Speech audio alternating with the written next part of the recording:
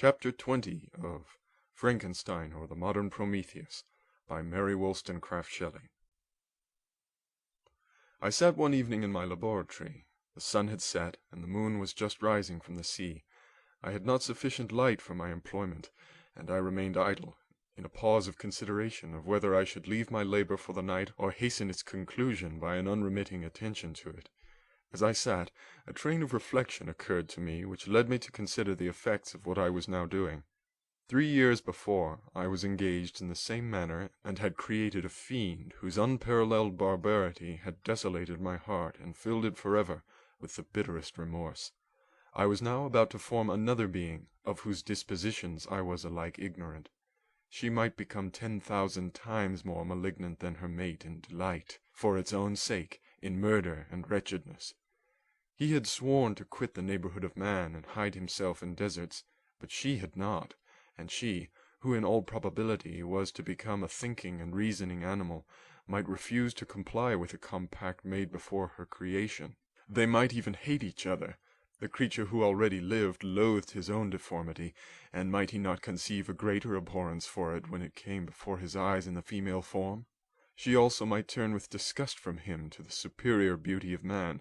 She might quit him, and he be again alone, exasperated by the fresh provocation of being deserted by one of his own species. Even if they were to leave Europe and inhabit the deserts of the New World, yet one of the first results of those sympathies for which the demon thirsted would be children, and a race of devils would be propagated upon the earth who might make the very existence of the species of man a condition precarious and full of terror. Had I right for my own benefit to inflict this curse upon everlasting generations? I had before been moved by the sophisms of the being I had created. I had been struck senseless by his fiendish threats, but now, for the first time, the wickedness of my promise burst upon me. I shuddered to think that future ages might curse me as their past, whose selfishness had not hesitated to buy its own peace at the price, perhaps, of the existence of the whole human race. I trembled, and my heart failed within me, when, on looking up, I saw by the light of the moon the demon at the casement. A ghastly grin wrinkled his lips as he gazed on me where I sat fulfilling the task which he had allotted to me. Yes, he had followed me in my travels. He had loitered in forests, hid himself in caves, or taken refuge in wide and desert heaths, and he now came to mark my progress and claim the fulfilment of my promise. As I looked on him, his countenance expressed the utmost extent of malice and treachery. I thought with a sensation of madness on my promise of creating another like him, and trembling with passion tore to pieces the thing on which I was engaged. The wretch saw me destroy the creature on whose future existence he depended for happiness, and with a howl of devilish despair and revenge withdrew. I left the room, and, locking the door, made a solemn vow in my own heart never to resume my labors, and then with trembling steps I sought my own apartment. I was alone. None were near me to dissipate the gloom and relieve me from the sickening oppression of the most terrible reveries. Several hours passed, and I remained near the window gazing on the sea. It was almost motionless, for the winds were hushed, and all nature reposed under the eye of the quiet moon. A few fishing vessels alone specked the water, and now and then the gentle breeze wafted the sound of voices as the fishermen called to one another. I felt the silence, although I was hardly conscious of its extreme profundity, until my ear was suddenly arrested by the paddling of oars near the shore, and a person landed close to my house. In a few minutes after, I heard the creaking of my door, as if some one endeavored to open it softly. I trembled from head to foot. I felt a presentiment of who it was, and wished to rouse one of the peasants who dwelt in a cottage not far from mine, but I was overcome by the sensation of helplessness, so often felt in frightful dreams, when you in vain endeavour to fly from an impending danger, and was rooted to the spot. Presently I heard the sound of footsteps along the passage. The door opened, and the wretch whom I dreaded appeared. Shutting the door, he approached me, and said, in a smothered voice, "You have destroyed the work which you began. What is it that you intend? Do you dare to break your promise? I endured toil and misery. I left Switzerland with you. I crept along the shores of the Rhine, among its willow islands and over the summits of its hills. I have dwelt many months in the heaths of England and among the deserts of Scotland. I have endured incalculable fatigue and cold and hunger. Do you dare destroy my hopes? Begone! I do break my promise. Never will I create another like yourself, equal in deformity and wickedness. Slave, I before reasoned with you, but you have proved yourself unworthy of my condescension. Remember that I have power. You believe yourself miserable, but I can make you so wretched that the light of day will be hateful to you. You are my creator, but I am your master. Obey. The hour of my resolution is past, and the period of your power is arrived. Your threats cannot move me to do an act of wickedness, but they confirm me in a determination of not creating you a companion in vice. Shall I, in cool blood, set loose upon the earth a demon whose delight is in death and wretchedness? Begone! I am firm, and your words will only exasperate my rage. The monster saw my determination in my face, and gnashed his teeth in the impotence of anger. Shall each man, cried he, find a wife for his bosom, and each beast have his mate, and I be left alone? I had feelings of affection, and they were requited by detestation and scorn. Man, you may hate, but beware. Your hours will pass in dread and misery, and soon the bolt will fall which must ravish from you your happiness forever. Are you to be happy while I grovel in the intensity of my wretchedness?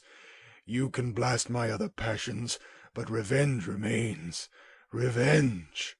Henceforth, dearer than light or food, I may die, but first you, my tyrant and tormentor, shall curse the sun that gazes on your misery. Beware, for I am fearless and therefore powerful. I will watch with the wiliness of a snake, that I may sting with its venom. Man, you shall repent of the injuries you inflict. Devil, cease, and do not poison the air with these sounds of malice. I have declared my resolution to you, and am no coward to bend beneath words. Leave me, I am inexorable. It is well. I go. But remember, I shall be with you on your wedding night. I started forward and exclaimed, Villain! Before you sign my death warrant, be sure that you are yourself safe. I would have seized him, but he eluded me and quitted the house with precipitation. In a few moments I saw him in his boat, which shot across the waters with an arrowy swiftness, and was soon lost amidst the waves. All was again silent, but his words rang in my ears. I burned with rage to pursue the murderer of my peace and precipitate him into the ocean. I walked up and down my room hastily and perturbed, while my imagination conjured up 1,000 images to torment and sting me. Why had I not followed him and closed with him in mortal strife? But I had suffered him to depart, and he had directed his course towards the mainland. I shuddered to think who might be the next victim sacrificed to his insatiate revenge. And then I thought again of his words, I will be with you on your wedding night. That, then, was the period fixed for the fulfillment of my destiny. In that hour I should die, and at once satisfy and extinguish his malice. The prospect did not move me to fear, yet when I thought of my beloved Elizabeth, of her tears and endless sorrow when she should find her lover so barbarously snatched from her, tears, the first I had shed for many months, streamed from my eyes, and I resolved not to fall before my enemy without a bitter struggle. The night passed away, and the sun rose from the ocean. My feelings became calmer, if it may be called calmness when the violence of rage sinks into the depths of despair. I left the house, the horrid scene of the last night's contention, and walked on the beach of the sea, which I almost regarded as an insuperable barrier between me and my fellow creatures. Nay, a wish that such should prove the fact stole across me. I desired that I might pass my life on that barren rock, wearily, it is true, but uninterrupted by any sudden shock of misery. If I returned, it was to be sacrificed, or to see those whom I most loved die under the grasp of a demon whom I had myself created. I walked about the isle like a restless spectre, separated from all it loved and miserable in the separation. When it became noon, and the sun rose higher, I lay down on the grass and was overpowered by a deep sleep. I had been awake the whole of the preceding night. My nerves were agitated, and my eyes inflamed by watching and misery. The sleep into which I now sank refreshed me, and when I awoke, I again felt as if I belonged to a race of human beings like myself, and I began to reflect upon what had passed with greater composure. Yet still the words of the fiend rang in my ears like a death knell. They appeared like a dream, yet distinct and oppressive as a reality. The sun had far descended, and I still sat on the shore, satisfying my appetite, which had become ravenous, with an oaten cake, when I saw a fishing boat land close to me, and one of the men brought me a packet. It contained letters from Geneva, and one from Clairvaux entreating me to join him. He said that he was wearing away his time fruitlessly where he was, that letters from the friends he had formed in London desired his return to complete the negotiation they had entered into for his Indian enterprise. He could not any longer delay his departure, but as his journey to London might be followed even sooner than he now conjectured by his longer voyage, he entreated me to bestow as much of my society on him as I could spare. He besought me, therefore, to leave my solitary isle and to meet him at Perth, that we might proceed southwards together. This letter in a degree recalled me to life, and I determined to quit my island at the expiration of 2 days. Yet, before I departed, there was a task to perform, on which I shuddered to reflect.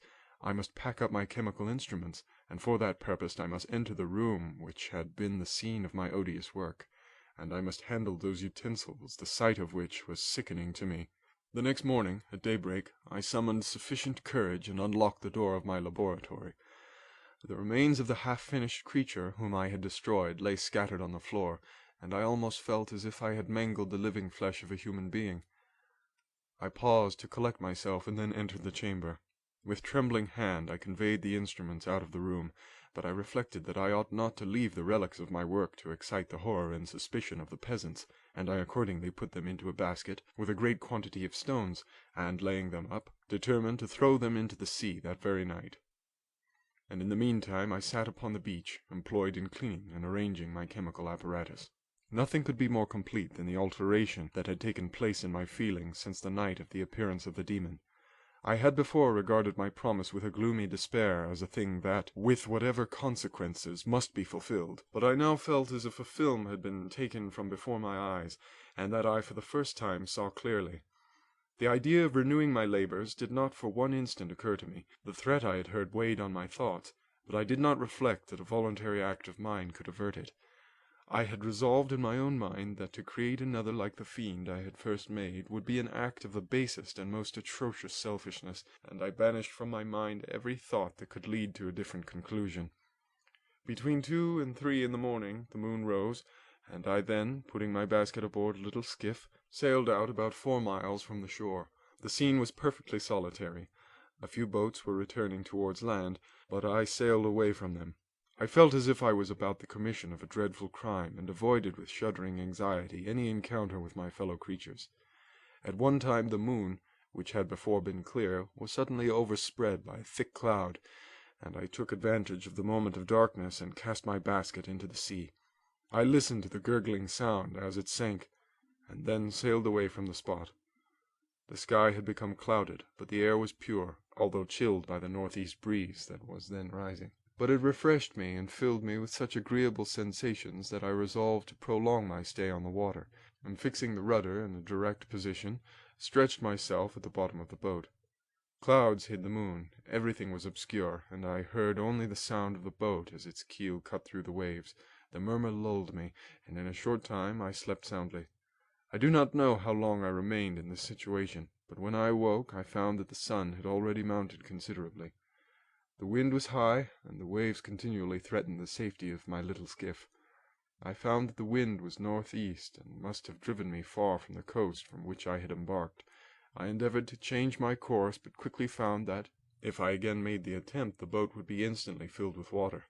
Thus situated, my only resource was to drive before the wind. I confess that I felt a few sensations of terror. I had no compass with me, and was so slenderly acquainted with the geography of this part of the world that the sun was of little benefit to me. I might be driven into the wide Atlantic, and feel all the tortures of starvation, or be swallowed up in the immeasurable waters that roared and buffeted around me. I had already been out many hours, and felt the torment of a burning thirst, a prelude to my other sufferings. I looked on the heavens, which were covered by clouds that flew before the wind, only to be replaced by others. I looked upon the sea. It was to be my grave. "Fiend!" I exclaimed, "your task is already fulfilled. I thought of Elizabeth, of my father, and of Clerval, all left behind, on whom the monster might satisfy his sanguinary and merciless passions.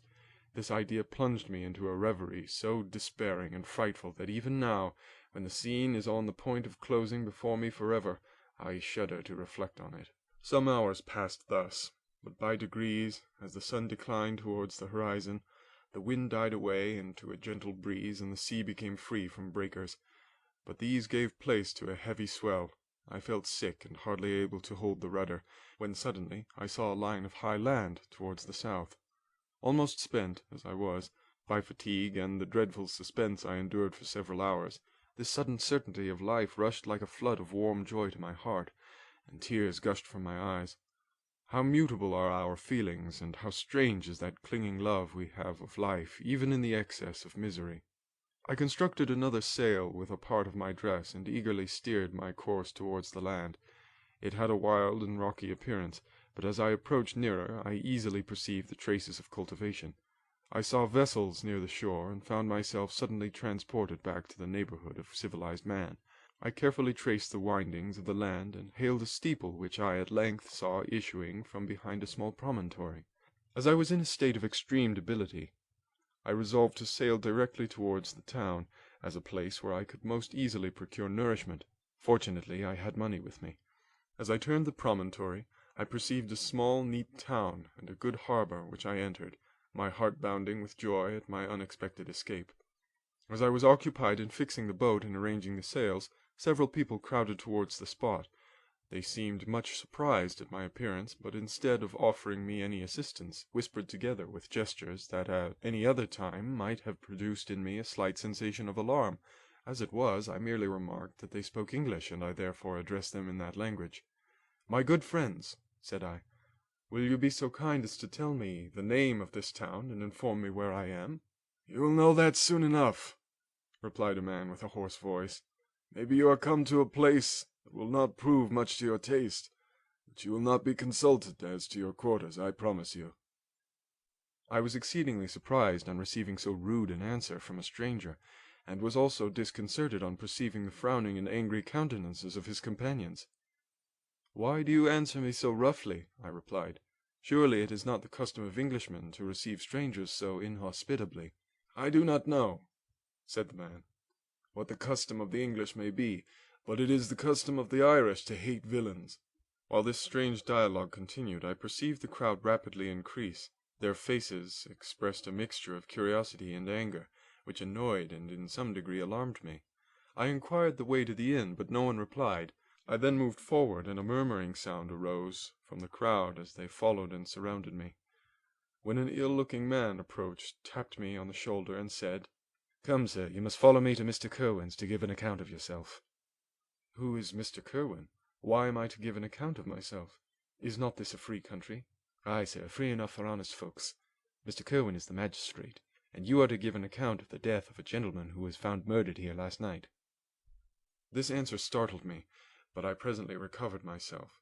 I was innocent. That could easily be proved. Accordingly, I followed my conductor in silence, and was led to one of the best houses in the town. I was ready to sink from fatigue and hunger, but being surrounded by a crowd, I thought it politic to rouse all my strength, that no physical debility might be construed into apprehension or conscious guilt. Little did I expect the calamity that was in a few moments to overwhelm me and extinguish in horror and despair all fear of ignominy or death.